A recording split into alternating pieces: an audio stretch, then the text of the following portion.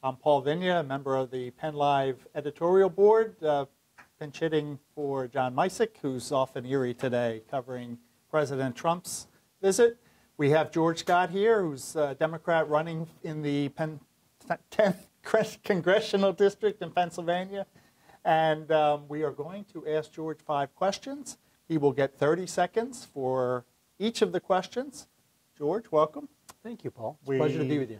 I'm glad you're here. We're ready to start. All right. First question, how many seats will the Democrats gain in November? Well, I believe they're going to gain at least 24 and maybe quite a few beyond that. There's certainly a groundswell of support for change, not just here in Pennsylvania, but I think across the United States. Part of what has me excited is not only seeing the Democrats win more seats, but also seeing more women and more veterans and more first-time candidates. I think we're going to have a new culture that is going to be brought into Congress, one that will focus on change and getting change done in a very positive way. Okay. You have said you want new support, or you would support new leadership in the House, assuming that's not Nancy Pelosi. Have you identified a candidate that you would support? I haven't identified anyone in particular, any one person in part, because I don't really know the leaders down there very well. What I'll be looking for is a set of qualities, someone who is committed to serving the people of our nation, committed to integrity and compassionate policies, committed also to bipartisanship, policies that will not only preserve democratic principles, but reach across the aisle and do what's best for our districts and for our nation. Okay. You've had a long career in the military, recent tenure as a minister. How long have you harbored this idea of getting into politics? Well, I think some of the interest began back in college. I had an internship with then Congressman Bill Goodling, a Republican from right here in South Central Pennsylvania, which was a very positive relationship.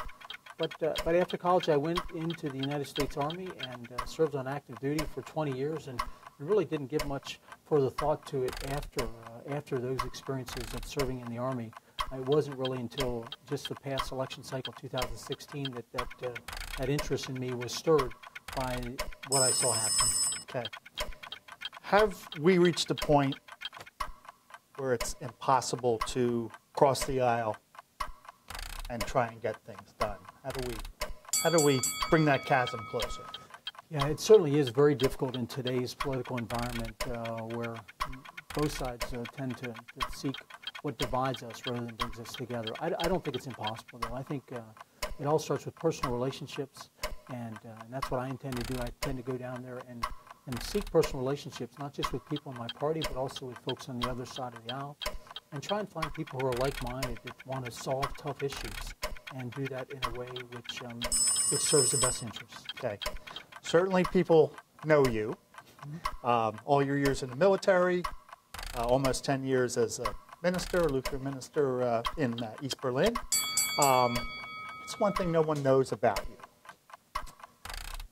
Well, I served, of course, in the military and spent a lot of time at Fort Bragg jumping out of planes. I had 75 jumps as a military parachutist, but I had 5 other jumps that took place in Tunisia that not many folks know about, and that was actually a little bit of a scary time because I wasn't 100% confident in the equipment like I was in the U.S. military equipment, but I did get to jump 5 times there in Tunisia, which was a great experience for me.